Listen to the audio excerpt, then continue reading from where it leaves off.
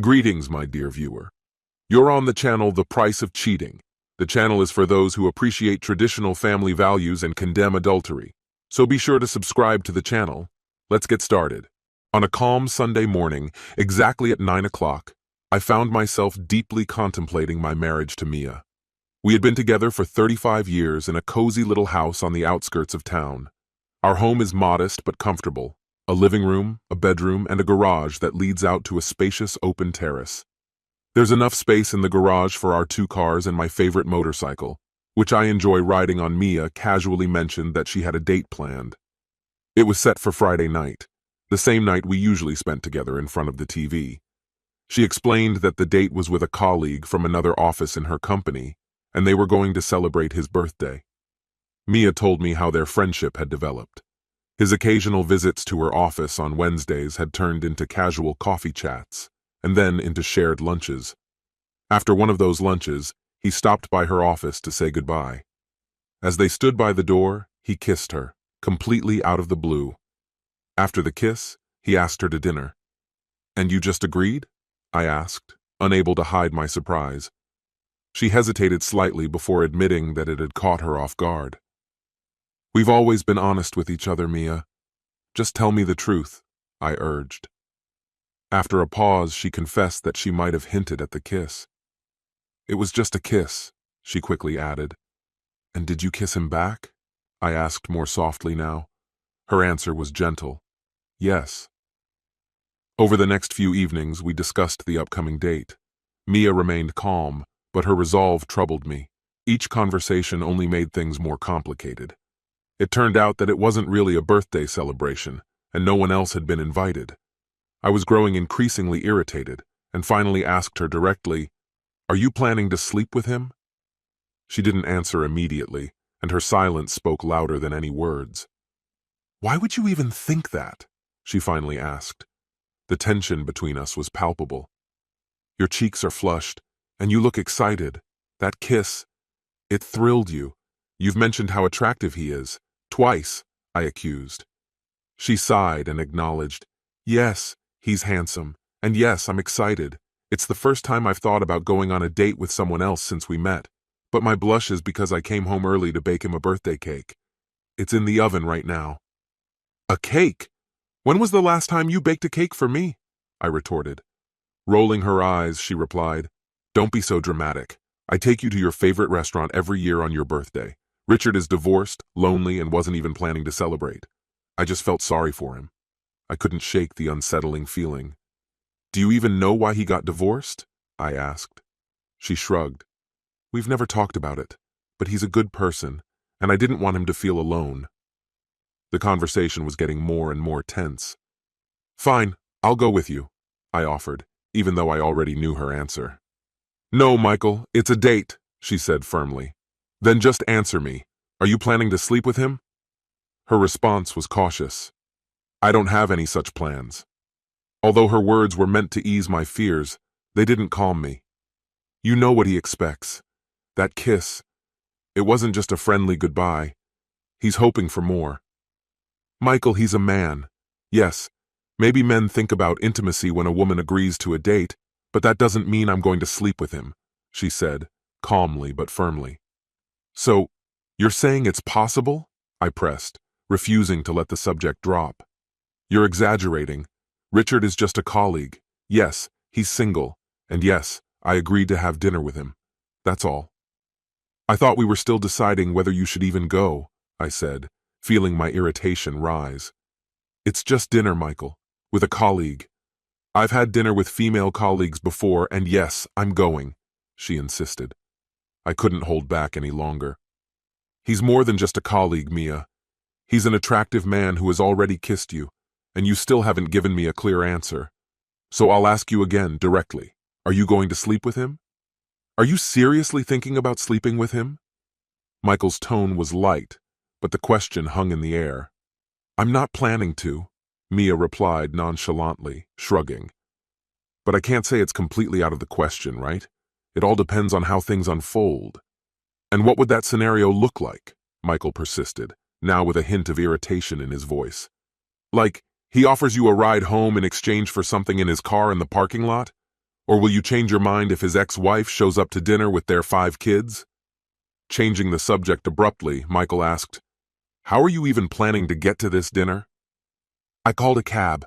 It'll be here at 7 p.m., Mia answered calmly. "Of course, so that means you'll be free to have a couple of glasses of wine, right?" His words dripped with sarcasm.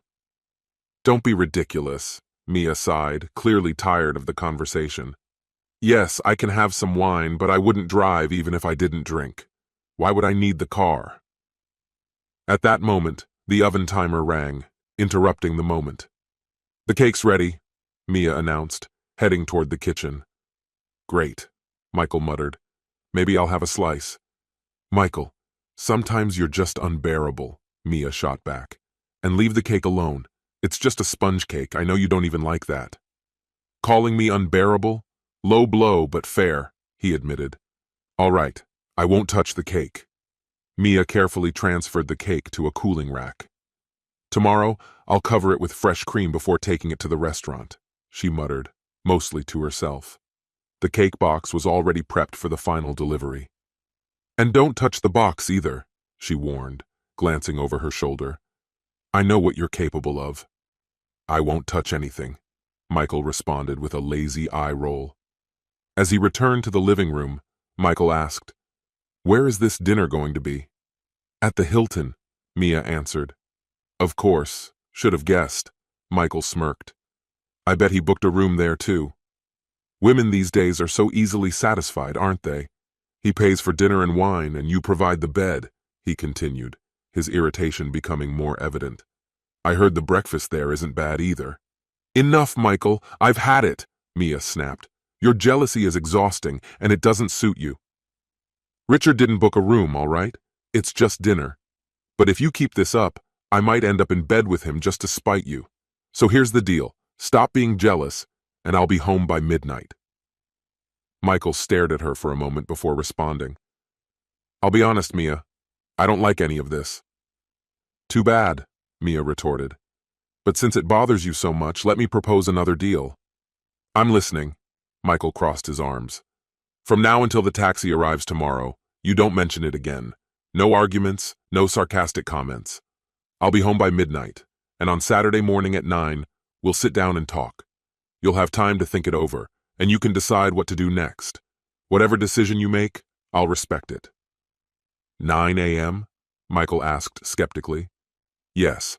That'll give you time to calm down and realize how insignificant this dinner is to our relationship.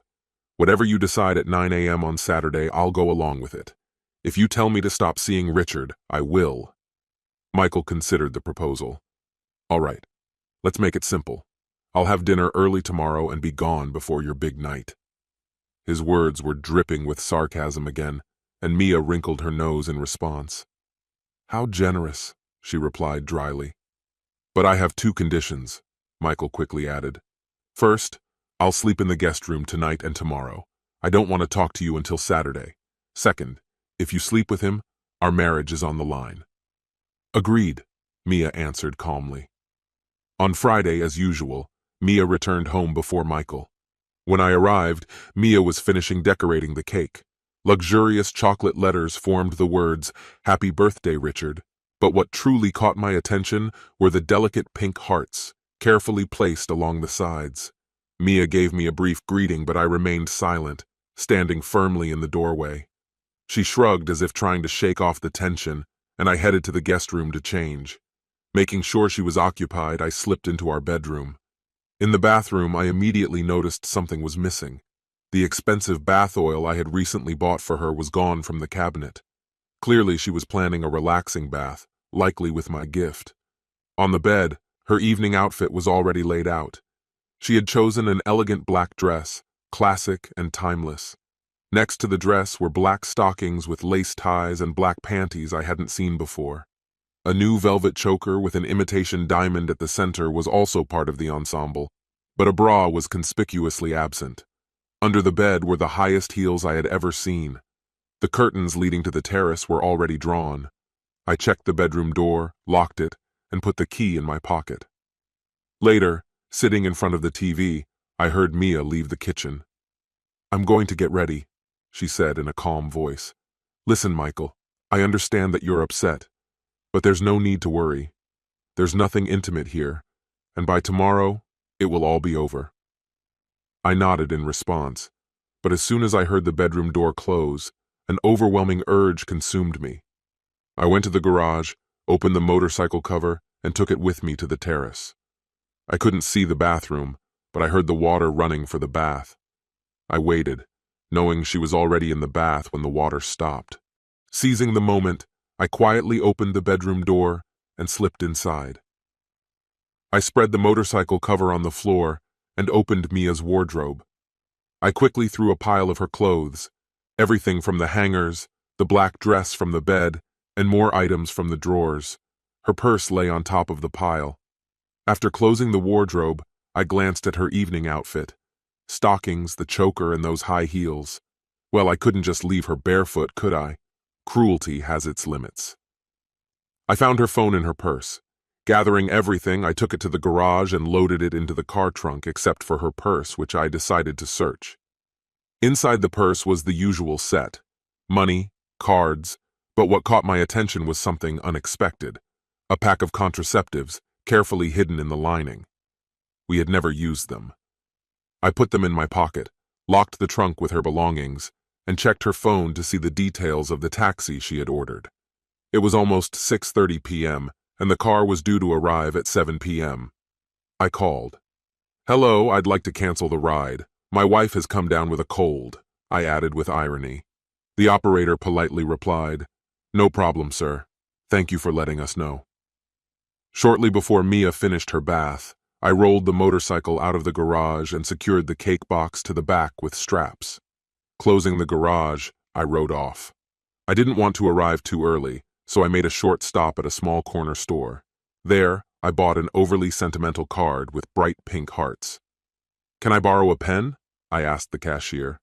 The girl behind the counter smirked and handed me the thickest pen. "This happens a lot. Here, go ahead," she said. I scribbled on the card, "Stay away from my wife, or this birthday will be your last." Getting back on the bike, I arrived at the hotel just before 7. I peeked into the dining hall. There were only a few people inside, but at one table sat a dark-haired man, alone, with a bottle of red wine. 2 glasses were on the table, but only one was filled. He appeared in a suit with a dazzlingly red tie, a risky choice for a date.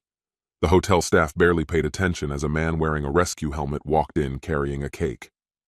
"Delivery for Mr. Thomas," I said, trying to keep my voice steady.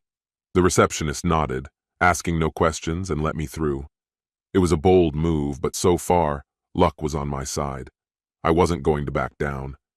I had found out that Mr. and Mrs. Thomas were staying in room 305, but the porter hinted that he was likely at the restaurant. "The man with the red tie?" I asked. She nodded. "Perfect." His face was puzzled when I sat down across from him. "A special delivery from Mia," I said calmly, adding to his confusion. Without hesitation, I took a napkin, unfolded it, and placed it on my lap. Then I opened the cake box, revealing an elegant dessert. But the cake wasn't the real surprise. Slowly, I raised my hand under the table, hidden beneath the napkin. In my grip was something far more dangerous. "It's your birthday, and I have a gun. Say one word. It'll be your last," I whispered. "Understand?" I asked. His face turned pale, and he gave a slight nod. I kept my hand under the table, aiming the weapon at him. "Now I'm going to ask you a few questions. Mia has already answered them, and by the way, she's my wife. If you lie, the next thing you'll see is your blood splattered all over the restaurant. Got it?" His face turned even paler. He nodded vigorously again. "How many times have you slept with her?" I asked sharply. "Never," he blurted out, trembling. "I swear, not once." His voice shook with fear. "You booked this room, so it's clear that tonight you intended to," I said dryly. "I wanted to, but it wasn't guaranteed," he mumbled. "Now the most important question." I leaned in closer. "Did Mia know you booked the room?" His throat tightened as he nervously swallowed. "Yes," he admitted. I quickly looked around. No one had noticed us. "You know how a man feels when his woman betrays him? So, you've got 2 choices. I paused to let him grasp the gravity of my words. Either I pull the trigger, and don't think I won't, because Mia is the love of my life, and she betrayed me, or I leaned in even closer, lowering my voice. Or you shove your face into this cake right now. The choice is yours. His response was immediate. He buried his face into the cake, cream smeared over his ears, completely ruining that ridiculous red tie. As he sat there, his face covered in cake, I quietly withdrew my hand from under the napkin. There wasn't a gun at all, just a bag filled with cream.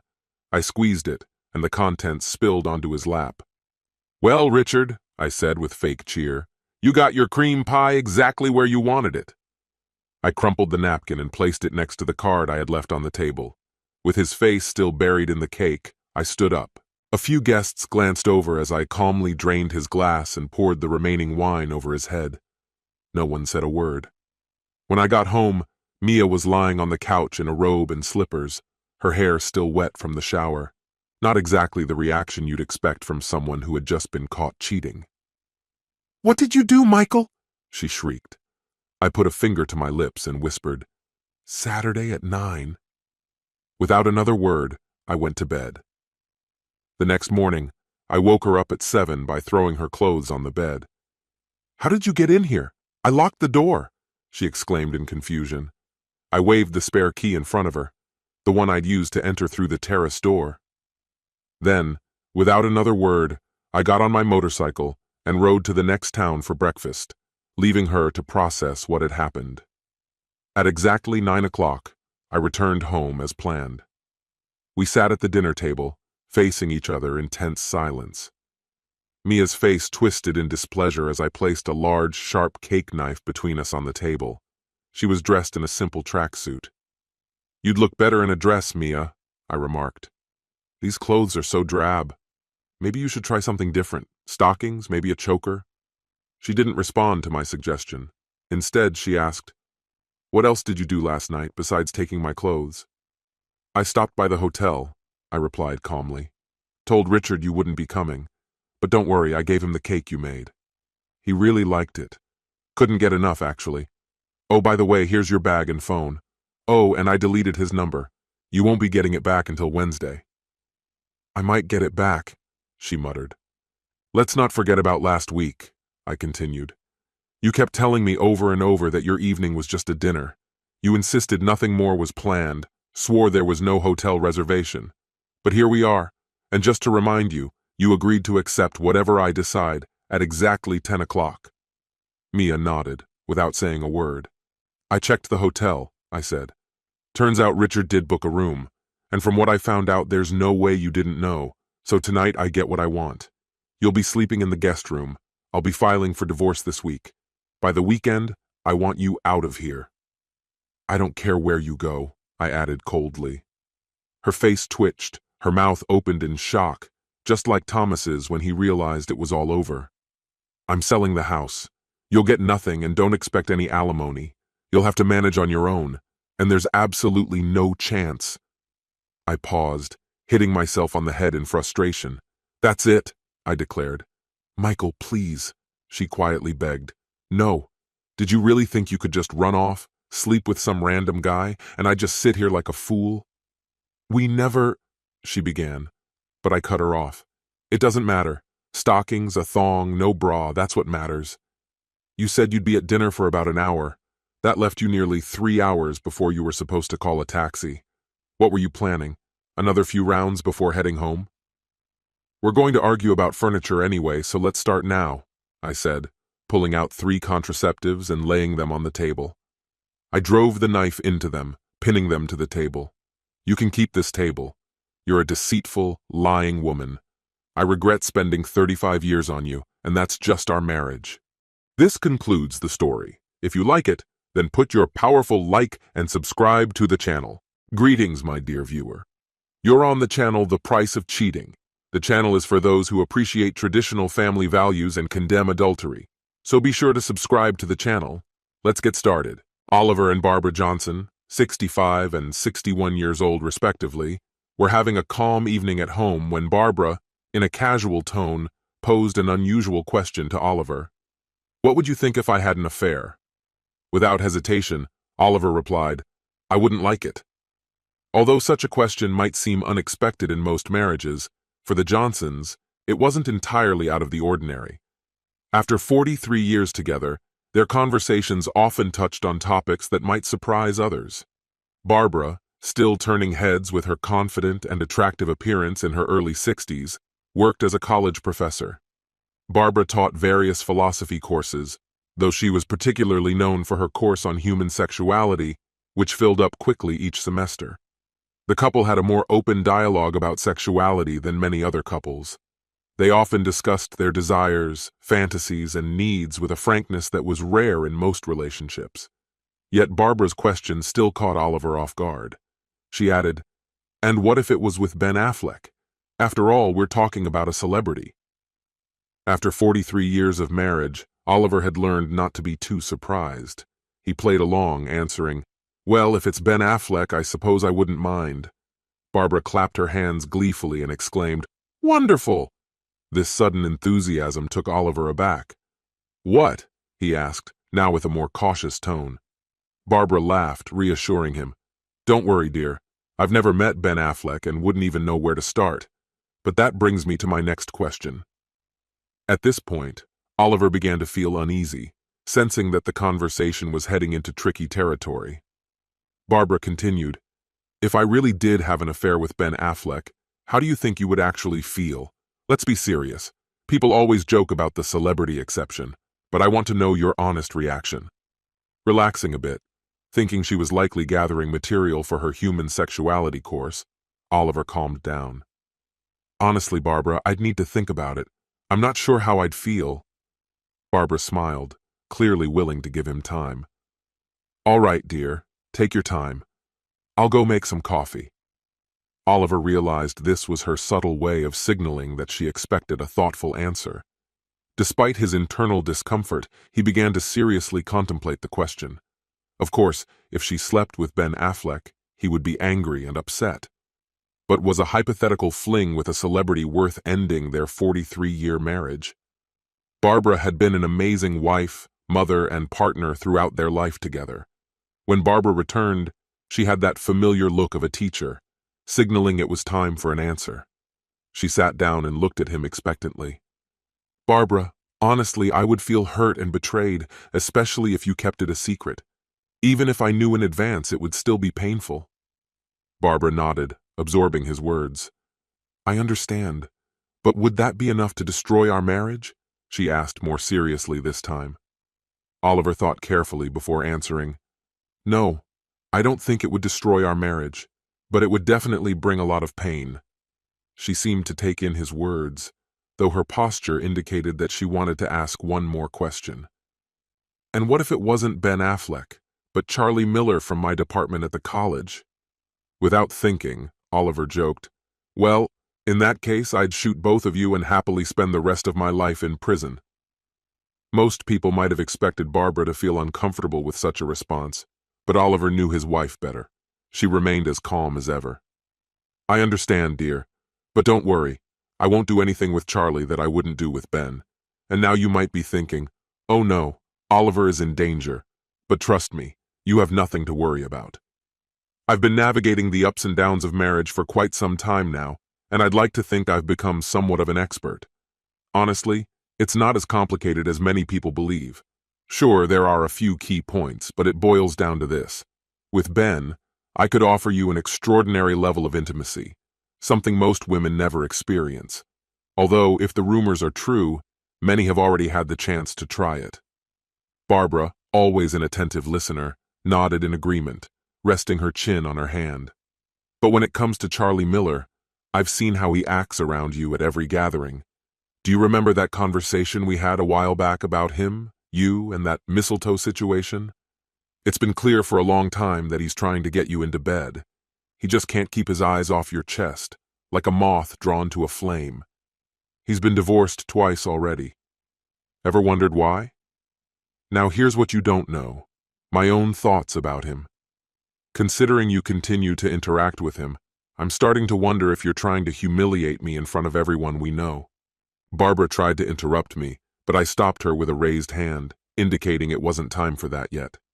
Seriously, Barbara, do you honestly believe that scumbag would keep personal matters private? He'd probably spill every detail online for everyone to see. Once I started speaking, I couldn't stop. If you slept with Charlie Miller, it would be the ultimate betrayal. I might not go as far as putting a bullet in your head, but our marriage would definitely be over. I paused for a moment to catch my breath. Thanks for the advice, I added sarcastically. Always so helpful. Barbara stood up, gently patted my arm, and gave me a quick kiss on the cheek. I'm going to bed. Are you coming soon? Soon, yes, I replied. I just need to finish this chapter. She gave me a curious look. What's been keeping you so engrossed these past few days? It's this book. The chapter I'm reading explains why some traders preferred mules over oxen for transporting wagons. I couldn't help but show a little excitement. Barbara, less enthused, forced a polite smile. Now I understand why you're so fascinated. Good night, dear. I caught a slight eye roll as she left the room. Not everyone shares a love for the fine art of historical narrative. However, I wasn't particularly bothered. But I mentally chastised myself for getting drawn into a conversation I should have avoided. Still, I knew it wasn't over. I had learned to read Barbara well over the years. It reminded me of the time we went on a short vacation, and I told her to pack just one suitcase. When it was time to leave, Barbara, with our 2 kids in tow, showed up with a massive antique Saratoga trunk, inherited from her grandmother, grinning like the Cheshire Cat as they all tried to fit it into our SUV. I swear the car sagged under its weight. My punishment for not being more specific in my instructions? I spent the whole trip with my legs pressed up against a small travel bag. The next day, we went about our usual business. That night, after I cooked dinner, we returned to our usual routine, sitting side by side in our cozy chairs, absorbed in our books. It might seem dull to some, but for us, it was a special, quiet togetherness. Even when the kids were little, they knew not to disturb us during reading time. And just as I had concluded that mules were probably the better choice, Barbara placed her book on my lap. Dear, I want to revisit our conversation from yesterday, she said. I wasn't surprised. As I mentioned earlier, I knew it wouldn't end just like that. How would you react if I told you I wanted to have an affair with a woman, like, say, Tracy Wilson? I snapped my book shut. Mules and oxen would have to wait. Barbara had my full attention. So you're telling me this directly? No secret affairs behind my back? Exactly, she replied, carefully watching my reaction. You'd know everything in advance. Who knows? Maybe you'd even take part in it. I eagerly awaited the answer, and it was yes. Yes. Looking back, I should have seen the trap I was walking into, but clearly you've never met Tracy.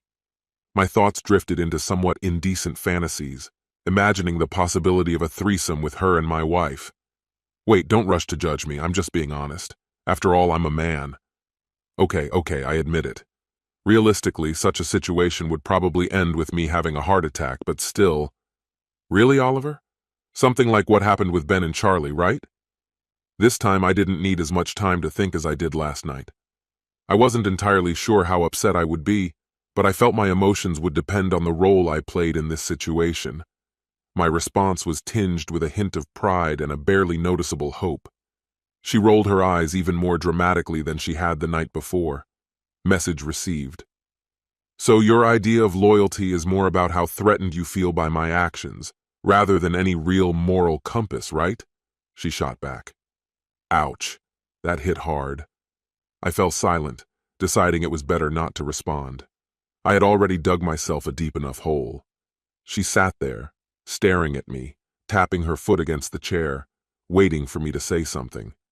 It was time to face the reality of the situation.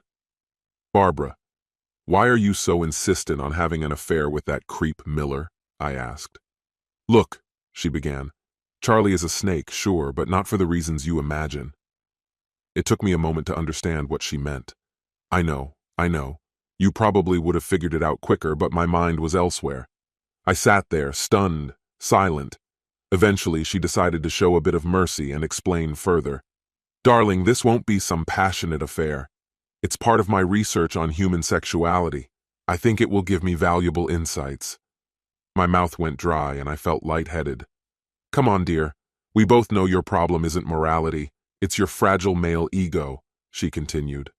And by the way, Charlie is no more a threat to us than Ben or Tracy. This is going to happen, whether you like it or not. Next weekend, I'm going with Charlie, from Friday to Sunday, and I'll be back Sunday evening. No harm done. It won't change anything between us. She spoke to me as if I were some disobedient child. Thomas, you're not going to leave me over this. It's just one weekend for research, and then everything will go back to normal. I might even treat you to your favorite analogy about mules and oxen when I get back. Barbara, I don't own you, and I can't stop you. But if you go through with this, it will be a turning point. Whatever happens, it will leave a mark on you, on us. You're right. I wouldn't point a gun at you both, but our marriage? I'm not so sure about that. I tried to keep my voice calm. Think about how this will look to your colleagues. I immediately regretted saying that. I realized most of her colleagues had probably already sampled this man. Barbara, I continued, remember the story I once told you about the glamorous woman at the fancy party? She was talking to a charming stranger and he asked her, Madam, if I offered you $1 million, would you sleep with me? The woman, surprised, thought it over and eventually replied, Yes, I think I would. And what if I offered you $10? He continued. Offended, she replied, No way! What do you take me for? We had already solved the main issue, madam. Now it was just a matter of sorting out the minor details.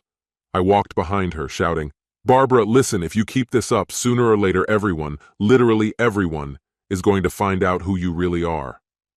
I paused briefly before adding, That's all I'm going to say about it. Do what you think is right, I added, deciding not to bring up the topic again. From that moment on, I didn't raise the issue with her in conversation. Predictably, the tension at home remained for the rest of the week. Barbara's stubborn nature prevailed, and she clearly wasn't planning on returning to that conversation. Well, dear, I'm heading over to Charlie's. Don't worry, we'll be fine, she tried to reassure me, though the tension was palpable.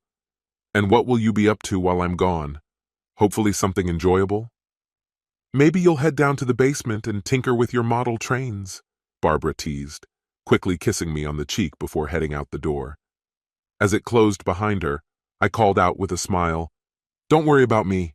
I'll probably be spending time with Madison Garcia. For context, Madison Garcia was the only woman I knew with a bigger chest than Barbara, and she hadn't hesitated to flirt with me a few times, even in Barbara's presence. I buried myself in the newspaper, pretending to be deeply engrossed in reading. Yes, believe it or not, some of us still flip through physical newspapers. I heard the door creak open, and looking up, I saw Barbara standing at the threshold, staring at me as if challenging me. You wouldn't dare.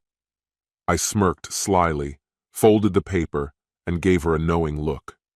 She didn't say a word. Instead, she slowly took off her sweater, and without stopping, headed toward the bedroom. As she passed me, she paused for a moment and said, You know, her chest isn't even real. Without waiting for a response, she continued to the bedroom, unpacking her things as if nothing had happened. The whole scene reminded me of an old joke about a farmer who sold a talking mule to a carnival owner. Naturally, the owner asked for proof before buying. The mule did indeed say a few words, and the thrilled showman paid up, thinking he'd struck gold. But a couple of weeks later, the disappointed owner came back demanding his money, claiming the mule had gone silent, and nothing he tried worked. Without a word, the farmer picked up a hefty stick and said, This would make a good baseball bat. Then he struck the mule square on the head. The mule instantly started talking again. The farmer turned to the owner and said, Sometimes you've got to get its attention first. With that amusing story in mind, I reopened the newspaper and flipped to the sports section to check the game results. This concludes the story. If you like it, then put your powerful like and subscribe to the channel.